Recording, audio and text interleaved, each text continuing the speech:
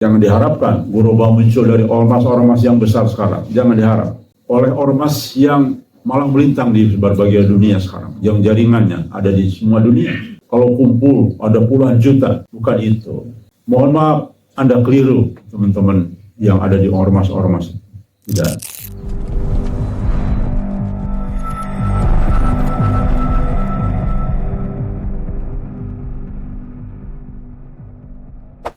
Sesuai dengan petunjuk Allah melalui mubasyirat, kita harus dalam kaidah-kaidah kitab-kitab kita yang paham bahwa akan terjadi musibah, maka kita harus sudah mempersiapkan, dan paham tentang takdir kita, maka juga harus mempersiapkan itu. Itulah tuntunan yang kita baca dalam banyak kitab para ulama terdahulu, para ulama salaf. Rekan sekalian, untuk mengawali itu, kemarin kita sudah mulai pemanasan dengan menyampaikan roadmap dan blueprint. Maka kita mayoritas, tidak selalu ya, mayoritas kita akan bicara hal yang agak berat. Tidak lagi bicara terlalu mayoritas teknis, tetapi kita sudah berpikir jauh ke depan, mempersiapkan kebangkitan Islam. Rekan sekalian, tentu konsep ini bukan sesuatu yang mudah. Apa yang kita bicarakan ini menyentuh wilayah yang tidak disukai, baik oleh Dajjal maupun kaki tangannya. Baik kaki tangan dalam bentuk sebuah negara, sebuah kelompok, atau personal. Ini paling tidak disukai. Maka bersiap-siaplah, kita akan semakin banyak musuhnya, yaitu orang-orang yang ingin dengan kemapanan saat ini. Kemapanan yang hanya halusinasi ya, yang sesungguhnya bukanlah yang Allah kehendaki. Tetapi kita akan mulai bicara tentang kebenaran masa depan. Tema pertama yang akan kita sampaikan adalah terkait dengan kelompok ruhani yang akan menggulingkan sistem Dajjal. Analisisnya berbasis mubasyirat, dan tentu basis pertama adalah Quran dan hadis. Jadi tetap kita berpegangan kuat, dasarnya adalah Quran dan hadis.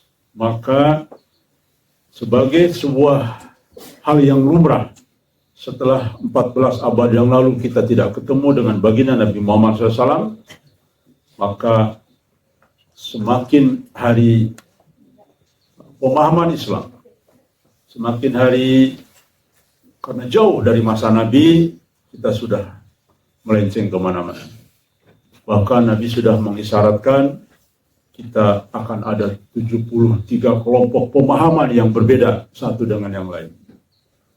Dan perbedaannya sangat tajam. Dan sekarang kita bisa melihat sebuah fakta yang terjadi.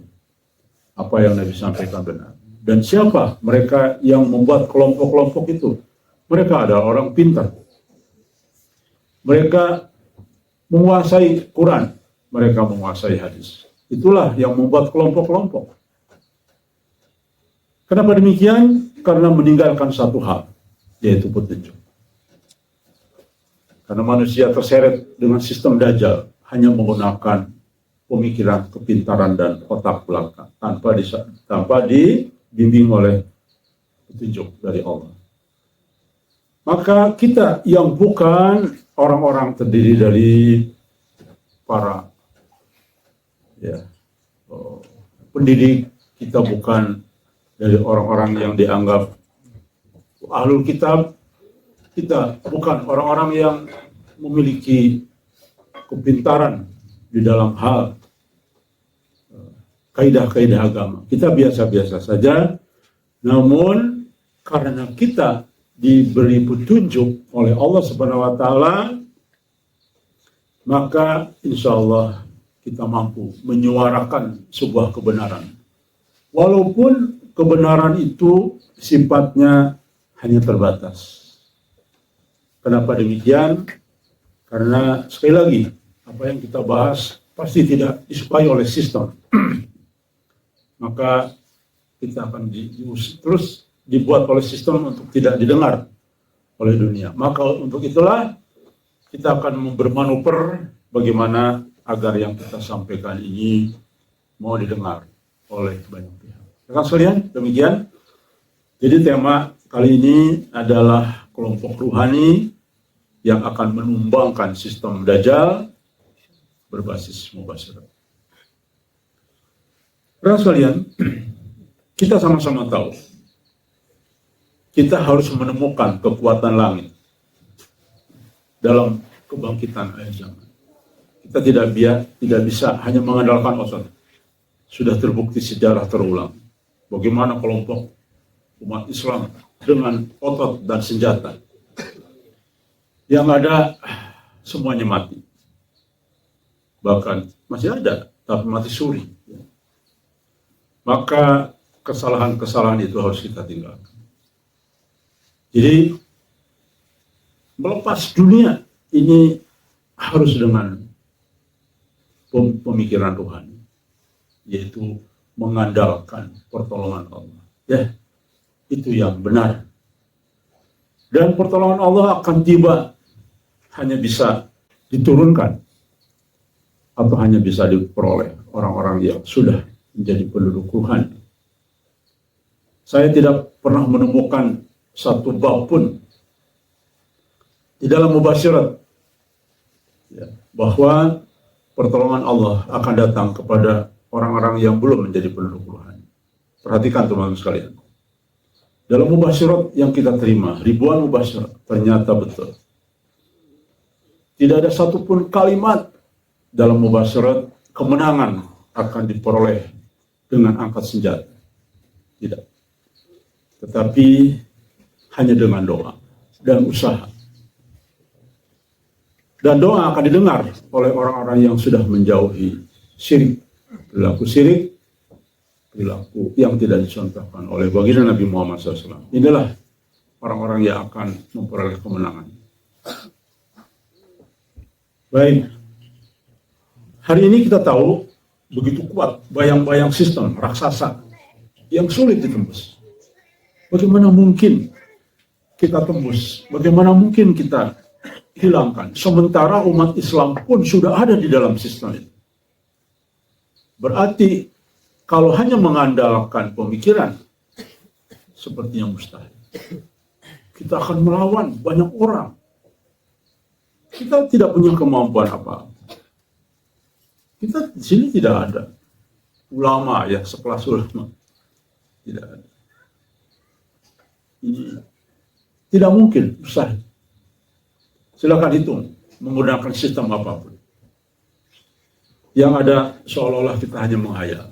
Tapi ketika kita pelajari mubasyirat dengan sungguh-sungguh, maka kita akan menemukan jalan, yaitu tiba saatnya pertolongan Allah. Kalau pertolongan Allah tiba saatnya, dan tiba saatnya tidak ujuk-ujuk teman sekalian, harus diraih, harus dijemput. Tidak ada kemenangan itu ujuk-ujuk, tapi dijemput, diraih dengan usaha dan ujian. Ya, itu dasar yang paling penting harus kita lakukan. Dan munajatnya itu memang harus di tempat yang sudah bebas ini. Makanya sekarang kita tidak usah malu-malu lagi, karena kita harus menjemput takdir. Biarlah orang mengatakan kita mulai mengklaim, silakan orang berpikir. Tetapi bahwa kita harus meletakkan jejak digital. Teman sekalian, kita tahu apa yang kita bicarakan tidak disukai banyak orang. Maka target kita bukan supaya didengar,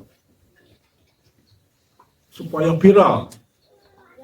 Puluhan juta yang nonton kita, puluhan juta orang yang mendengar kita, bukan itu. Tetapi jejak digital yang kita akan simpan Pada saatnya nanti Allah akan guncang dengan musibah. Kita tidak akan mampu menyadarkan masyarakat. Allah yang akan menyadarkan masyarakat. Dengan apa? Azab. Sudah itu rumusnya. Teman sekalian jangan berhayal. Kita akan mampu mendakwahkan mubasyirat dengan gemilang. No, tidak mungkin. Sudah, kita tidak perlu. Tapi jejak digital kita bisa buktikan. Apa yang kita omongkan akan terjadi. Sehingga nanti berbalik. Berbondong-bondong orang mulai percaya dengan apa yang kita sampaikan. Ya. Dan umat akan tersadar dengan azab. Sudah itu pasti rumus. Semua terulang. Berabad-abad terulang. Azablah yang akan menyadarkan masyarakat luas. Sistem sudah mengatur demikian parah cara berpikir kita, cara berbicara kita, cara bertindak kita. Semua sudah ikut tanpa disadari oleh kita semua. Sistem Dajjal. Semua hampir semua. Sulit kita menemukan kebenaran di tengah-tengah masyarakat. Semua sudah subhat, sudah bagi orang yang duduk di sini hari ini, maka akan terasa subhat yang begitu kental. Tapi mereka yang duduk di perkotaan tidak terasa. Mereka merasa benar, masih sholat, masih puasa, tetapi mereka lupa. Mereka ada di kapal yang berbeda. Di kapalnya sistem Dajjal. Walaupun mereka merasa benar. Tetapi ketika kita ada di kapal yang lain, maka kita bisa merasakan perbedaan. Oke ya? Rekan sekalian, sistem itu tidak muncul tiba-tiba. Tetapi dibentuk secara bertahap. Sudah berabad-abad dihancurkan, Islam dipecah belah. Kemudian begitu hebatnya kehancuran yang terjadi di mana-mana. Rekan sekalian, apa tahap-tahap penghancuran Islam? Pertama dari sejarah. Pelan-pelan sejarah Islam semakin redup. Kehebatan para pejuang awal Islam itu hilang pelan-pelan. Yang ada digantikan dengan Superman, Batman, Spiderman. Itu idola masa kini. Itu terjadi penghapusan sejarah-sejarah. Tapi memang sengaja atau tidak sengaja. Itu yang digemari oleh kita. Kenapa? Karena memang teknologi film, teknologi apa selalu muncul dari orang-orang asing, ya, bukan dari kita. Kita kalah dalam bidang itu. Kemudian dari teknologi muncul juga dari orang barat, sehingga kita tidak berdaya ikut kepada arus teknologi keinginan barat. Kita hanya pengguna, kita hanya konsumen. Kita yang sesungguhnya mengkayakan mereka. Tanpa disadari, handphone itu terus mengeluarkan uang, kita sumbang kepada mereka. Tanpa kita sadari. Jadi bagaimana mungkin kita keluar dari sistem? Dengan cara apa? Silakan. Berunding 1000 profesor, doktor di bidang agama. Tidak akan pernah mampu. Percaya sama saya. Yakin, 1.000.000% saya yakin tidak mampu dengan apa yang ada sekarang SDM. Maka yang mampu itu adalah pertolongan Allah. Melalui guncangan dulu. Rekan sekalian, demikian juga dengan sistem kapitalisme. Masya Allah, sudah lebih parah lagi ya. Kebetulan saya ini kan pernah mengenyam pendidikan master di bidang ekonomi makro. Betul, ketika kita melihat bagaimana yang terjadi, kapitalisme ini adalah diciptakan oleh mereka-mereka dan hanya mengandalkan otak tanpa ada petunjuk di dalamnya, sehingga kita terseret dengan sistem ini. Jadi bagaimana kita mau melawan itu? Nggak bisa, harus dihancurkan dulu dengan azab. baru manusia mencari langit, baru manusia mengadakan tangan, baru manusia mencari kebenaran. Di situ, ya. Mereka sekalian, dan yang terakhir, yang paling bahaya adalah ideologi modern. Sehingga apa? Ajaran Islam redup. Semua mengadopsi sistem barat, dari mulai pendidikan, ada pemisahan SD, SMP, SMA, itu kan sistem orang lain. Harus pakai ijazah, kemudian SD dari mulai TK harus ada wisuda. Bayangkan SD harus ada acara wisuda, mengeluarkan orang tuanya 600.000 satu orang. Untuk apa? TK wisuda, bayangkan. SD juga wisuda dengan biaya yang mahal. Jadi kita dibodohin terus. Padahal kita tidak perlu wisuda, karena wisuda oleh Allah langsung, ya. Itulah contoh banyak sekali program-program. Jadi bagaimana mungkin kita bisa melawan itu? Karena semua umat Islam pengguna sistem Dajjal. Bagaimana kita keluar dari itu? Mustahil. Apalagi dalam waktu cepat. Kita paham umur umat Islam sebentar lagi. Gimana? Kita sudah hidup berabad-abad, yang ada semakin terseret dengan sistem. Negara Timur Tengah yang kita harapkan menjadi rujukan umat juga terseret. Kultur Islam yang sesungguhnya sesuai dengan Islam di zaman Nabi Muhammad SAW hampir hilang. Hampir hilang. Yang ada saya kaget ketika ke bandara, ada patung-patung besar, ya. Kemudian ada foto raja-raja di mana-mana. Kemudian yang ada gedung mewah, pencakar langit. Kalau teman-teman sudah pernah ke Mekah, Ka'bah itu ibarat titik debu yang sudah tenggelam dengan hiruk pikuk modernisasi. Rohnya yang disampaikan oleh Nabi, hidup harus sederhana. Ambil dunia secukupnya. Itu sudah tidak ada.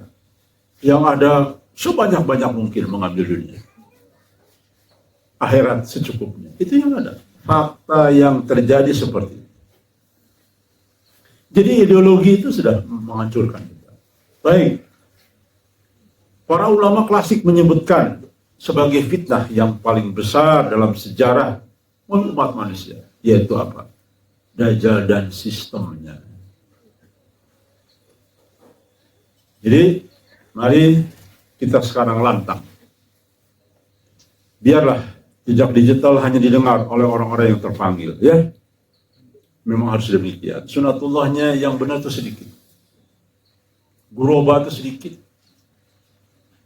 Jangan diharapkan guroba muncul dari ormas-ormas yang besar sekarang. Jangan diharap. Oleh ormas yang malah melintang di berbagai dunia sekarang. Yang jaringannya ada di semua dunia. Kalau kumpul ada puluhan juta. Bukan itu. Mohon maaf, Anda keliru, teman-teman yang ada di ormas-ormas. Tidak. Bacalah nubuah-nubuah Nabi Muhammad SAW tentang akhir zaman. Justru mereka ada kemungkinan jika tidak sadar mereka akan masuk ke perangkap Dajjal. Walaupun kita mengatakan kita punya ciri khas bangsa, kita punya ciri khas kultur, tetapi sesungguhnya tidak sadar kita ada di kapal yang dikendalikan oleh global arah kita semakin jauh dari Islam. Kita di sana masih sholat, kita masih puasa, tapi secara basic apa itu Islam tidak disadari oleh kita, makin jauh dari Islam. Maka kita berani berbeda, kita pindah ke kapal lain untuk mulai menyuarakan, walaupun kita didengar di tengah-tengah hiruk pikuk gelombang yang keras. Itu kapal Dajjal, itu kapal Dajjal, walaupun nggak ada yang dengar. Mungkin ada satu dua yang dengar, dan biar sajalah kita ikuti apa yang Allah arahkan kepada kita untuk bersuara lantang tentang Dajjal, ya.